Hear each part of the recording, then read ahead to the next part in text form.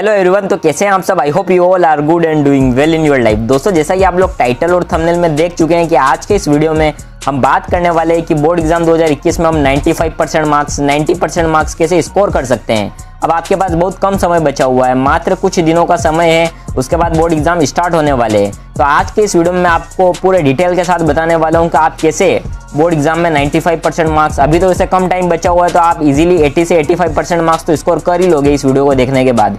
आज के इस वीडियो में मैं आपके साथ कुछ ऐसी टिप्स शेयर करने वाला हूं।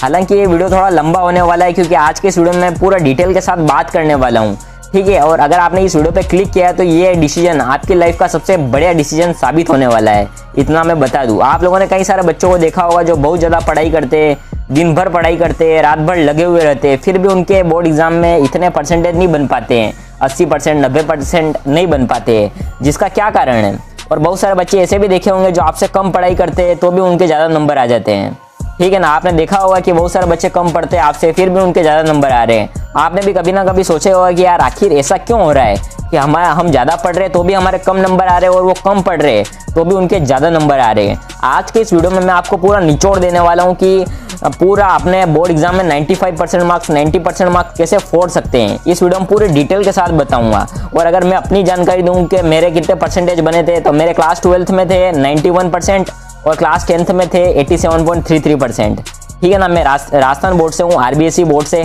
तो आज के इस वीडियो में इसी के ऊपर बात करने वाला हूँ और पूरी डिटेल के साथ बताऊंगा, इसलिए इस वीडियो को एंड तक जरूर देखें।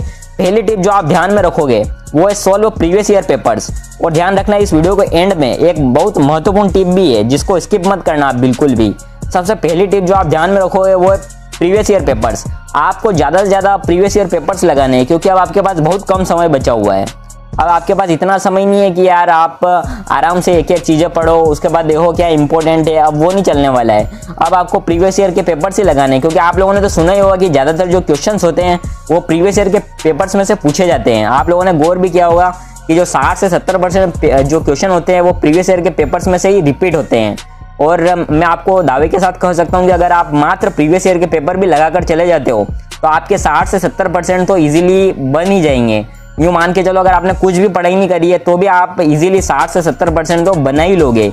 इसलिए प्रीवियस ईयर के पेपर्स पर आपको बहुत ज़्यादा ध्यान देना है। प्रीवियस ईयर के पेपर्स में होता क्या है कि यार दोस्तों जो क्वेश्चन पहले आ गए बस वही क्वेश्चन अलग अलग फॉर्म में रिपीट होते रहते हैं।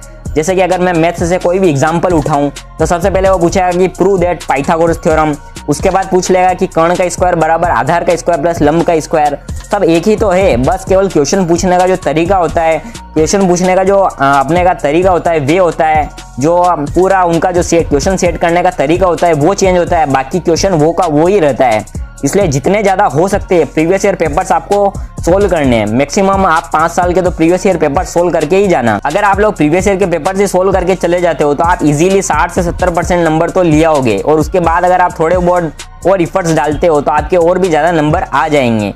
सेकेंड टिप की ओर बढ़ते हैं, वो है work on your weak areas. देखो दोस्तों, हर एक बच्चे के कोई ना कोई वीक एरियाज होते हैं, मतलब जो चीज़ उसे समझ में नहीं आती है। लाइक अगर आपका मैथ्स से थोड़ा वीक है तो उस पर ध्यान दो। इसके अलावा अगर आपको लगता है कि यार मेरे को इंग्लिश समझ में नहीं आती, हालांकि इंग्लिश तो वैसे इजी सब्जेक्ट है, तो आपको इंग्लिश के ऊपर फोकस करना है। आपको जानना है कि मेरे कौन कौन सी वीक एरियाज है, ऐसी कौन कौन से सब्जेक्ट्स है जो मेरे को समझ में नहीं आते हैं और जिनमें अगर मैं थोड़ा बहुत ध्यान दूंगा तो मैं ज़्यादा मार्क्स स्कोर कर पाऊंगा। इसीलिए आपको अपने वीक एरियाज ढूंढने हैं। जो भी आपको लगता हो कि यार मेरे को मैथमेटिक्स के फॉर्मूला याद नहीं होते, तो आप इसके लिए क्या कर सकते हो कि मैथमेटिक्स के जितने भी फॉर्मूलाज है उनको एक शीट पर लिखो और जहाँ पर भी आप पढ़ाई करते हो, जो भी आपका स्टडी टेबल है उसके आसपास उसको चिपका दो, क्योंकि जब वो आपकी आंखों के सामने रहेगा दिन भर तो नहीं चाहते हुए भी वो आपको याद हो ही जाएगा, ठीक है ना। ये बात तो आप खासकर ध्यान में रखना कि आपकी जो स्टडी टेबल है उसके सामने चिपका दो, जो मैथमेटिक्स के फॉर्मूला की जो शीट है उसको चिपका दो और दिन भर उसको देखो, या फिर जब भी आप पढ़ाई करते हो उसको देख लो तो वो आपको याद हो जाएगी। जितने भी आपके वीक एरियाज है, चाहे आपको साइंस में जो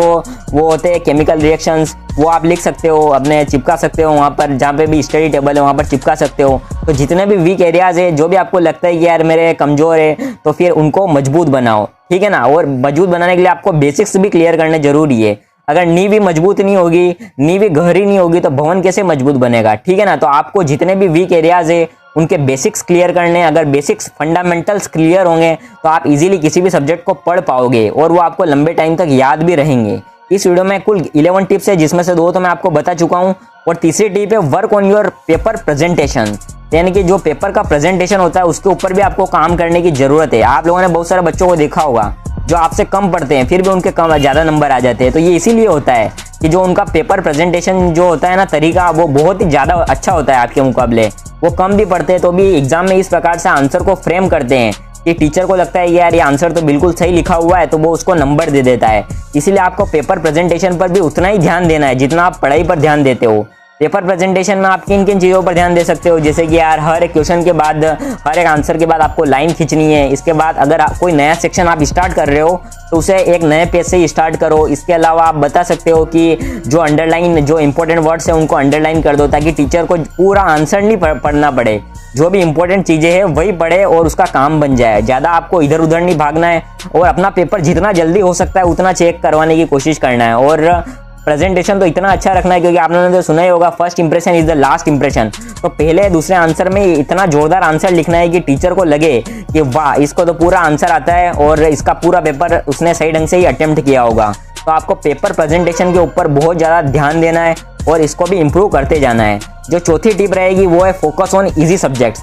दोस्तों ये कई सारे बच्चों की मैंने आदत देखी है, बहुत बुरी आदत होती है कि वो हार्ड सब्जेक्ट, जो डिफिकल्ट सब्जेक्ट होते हैं उन्हीं पर ज़्यादा ध्यान देते हैं। लाइक हिंदी हो गया, इंग्लिश हो गया, इन पर ध्यान नहीं देते। वो ध्यान देते हैं मैथमेटिक्स, साइंस, इन्हीं पर ज़्यादा ध्यान देते हैं। लेकिन आप लोगों को ऐसा नहीं करना है। जो भी इजी सब्जेक्ट्स है, चाहे वो हिंदी हो, इंग्लिश हो, तो उन पर ज़्यादा ध्यान देना है। आप 2 घंटे हिंदी पढ़ो और 4 घंटे साइंस पढ़ो, बात बराबर है। और भी अगर हो सके तो आप हिंदी में ज़्यादा नंबर लेके आ जाओगे, साइंस में उतने नंबर नहीं ला पाओगे। और तो कम पढ़ के आप ये जो फोकट के नंबर मिल रहे हैं ना, जो बट रहे हैं ना हलवा सब्जेक्ट, तो उन पर ज़्यादा ध्यान दो।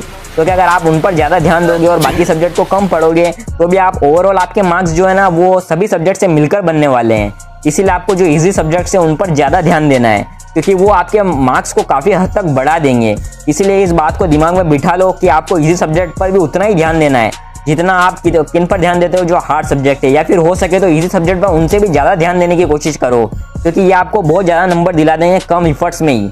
अब अगर 5वीं टिप की हम बात करें तो वो है से नो टू सोशल मीडिया। बहुत सारे बच्चों की आदत होती है कि वो सोशल मीडिया पर दिन भर लगे हुए रहते हैं, इंस्टाग्राम दिन भर चलाते हैं, अपना मोबाइल फ़ोन दिन भर चलाते हैं। इतनी ज़्यादा उनको इनसे लत होती है। तो आपको ये जितने भी फालतू के काम है जो मोबाइल फ़ोन में, इंस्टाग्राम में, फोकट की जो एप्स आपने इंस्टॉल कर रखी है उनको अभी के अभी डिलीट कर दो क्योंकि ये आपके नंबर कम ही करवाने वाली है। तो आप इनके लिए क्या कर सकते हो, या तो नोटिफिकेशन बंद कर दो इन सारी एप्लीकेशन का। और जितने भी ये सोशल मीडिया होते हैं जिनसे आपका बहुत ज़्यादा टाइम बर्बाद हो रहा है तो इनको अपने मोबाइल से बिल्कुल क्लीन कर दो। रखना ही नहीं है इन चीज़ों को अपने मोबाइल में। जब आपकी एग्ज़ाम ख़त्म हो जाएगी, जब आप अच्छे नंबर ले आओगे उसके बाद इंस्टॉल कर लेना। लेकिन अभी जो गोल्डन टाइम चल रहा है आपकी लाइफ का कि आपको अच्छे नंबर मिल जाएंगे, तो आपको इन जितने भी ऐप्स है, जो फालतू के ऐप्स आपके मोबाइल में है, जो आपने देखा भी होगा यार मेरा कई सारा समय इन फालतू के ऐप्स में जा रहा है, लाइक इंस्टाग्राम हो गया, फेसबुक हो गया, व्हाट्सअप हो गया, तो इन सबको अनइंस्टॉल कर दो, अपने मोबाइल में रखो मत, ठीक है ना। या फिर नोटिफिकेशन बंद कर सकते हो अगर आपको डिलीट नहीं करना है तो। लेकिन याद रखो कि आपको सोशल मीडिया पर अब अपना ज़्यादा टाइम स्पेंड नहीं करना है। और 6ठी टिप की बात करूँ तो वो है प्रैक्टिस सैंपल पेपर्स। देखो दोस्तों, अगर आपने कई सारी चीज़ें याद कर ली और उनकी प्रैक्टिस नहीं करी तो भी आपको बहुत ज़्यादा नुकसान होने वाला है एग्जाम में। आपको ज़्यादा से ज़्यादा चीज़ों का प्रैक्टिस करना है और जितने भी सैंपल पेपर्स हो सकते हैं वो आपको जो ज़्यादा से ज़्यादा सोल्व करने की कोशिश करनी है।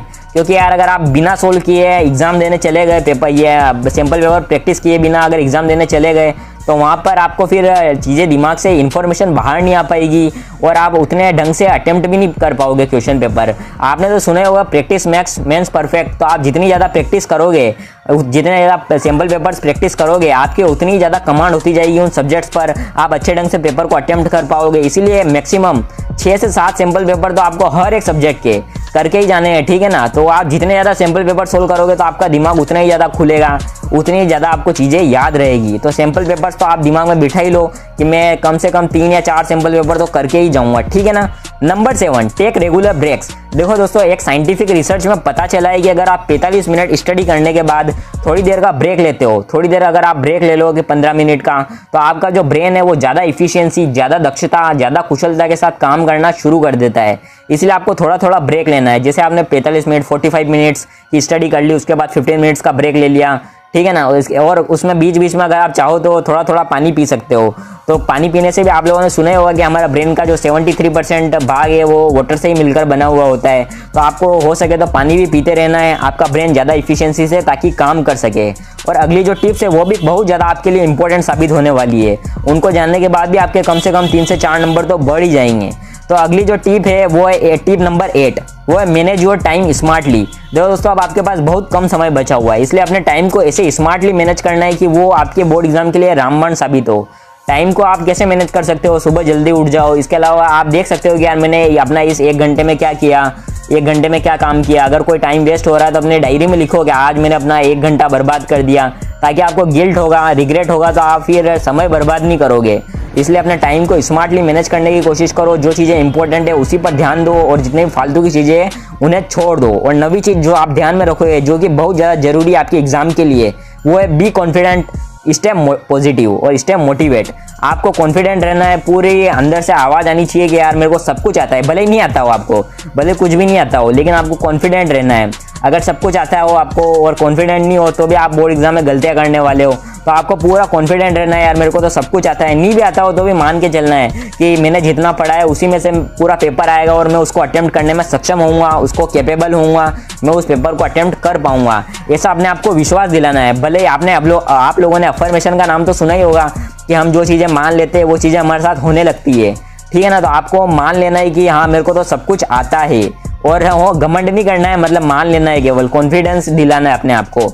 और 10वीं चीज़ जो आप याद रखोगे, फिक्स योर डेली गोल्स। देखो दोस्तों, मंथली और वीकली गोल बनाने में एक बहुत बड़ी प्रॉब्लम होती है। जब आप मंथली और वीकली गोल बनाते हो तो उनको अचीव नहीं कर पाते हो, लेकिन जब आप डेली गोल बनाते हो तो उसको इजीली अचीव कर पाते हो। तो आपको मंथली और मंथली और वीकली गोल बनाने से बचना है और डेली गोल से सेट करने हैं कि आज रात को सोने से पहले मेरे को ये टॉपिक्स कंप्लीट करने हैं। और अगर नहीं हुए, जब तक कंप्लीट नहीं हुए तब तक आपको सोना भी नहीं है और अपने आप को ये विश्वास दिलाना है कि शाम तक होते होते मैं गणित के ये चैप्टर्स कंप्लीट कर लूँगा। जब आप डेली गोल्स बनाओगे और देखोगे कि यार मेरा तो सिलेबस कवर होता जा रहा है, तो आपको अंदर से कॉन्फिडेंस आएगा कि नहीं यार मैं अच्छे नंबर ला सकता हूँ। और 11वीं और मोस्ट इंपॉर्टेंट चीज़ है जो कि है रिवीजन। दोस्तों, बहुत सारे बच्चों को मैंने देखा है जो रिवीजन करके नहीं जाते हैं और बस थोड़ा बहुत पढ़ लेते हैं। तो आपको ये गलती नहीं करनी है, रिवीजन करना ज़्यादा टाइम। आप लोगों ने तो सुना ही होगा, read 1 book multiple times rather than reading 10 books 1 time. अगर आप ज़्यादा चीज़ों का रिवीजन करोगे तो वो आपके ब्रेन में ज़्यादा टाइम तक सर्वाइव कर पाएगी, आप उन चीज़ों को ज़्यादा लंबे टाइम तक याद रख पाओगे। इसलिए आपको हो सके तो मैक्सिमम 5 से 6 बार तो हर सब्जेक्ट का रिवीजन करना ही चाहिए, क्योंकि जितना ज़्यादा रिवीजन होगा आपका ब्रेन उतना ही ज़्यादा कैपेबल होगा उन चीज़ों को याद रखने में। इसलिए मैक्सिमम आपको 5 से 6 टाइम तो रिवीजन करना ही है। और यही थी सारी बातें। अगर इन बातों को आप फॉलो करोगे तो डेफिनेटली आपको अपने बोर्ड एग्जाम में बहुत ज़्यादा फायदा देखने को मिलने वाला है। और कैसा लगा ये वीडियो मुझे कमेंट बॉक्स में ज़रूर बताना, और अच्छा लगा हो तो प्लीज़ लाइक कर देना, और सब्सक्राइब नहीं किया तो यार वो सब्सक्राइब कर देना, लाल कलर का जो बटन आ रहा है उसको दबा देना और घंटे का आइकन भी दबा देना। मिलते हैं अगले वीडियो में, बाय बाय।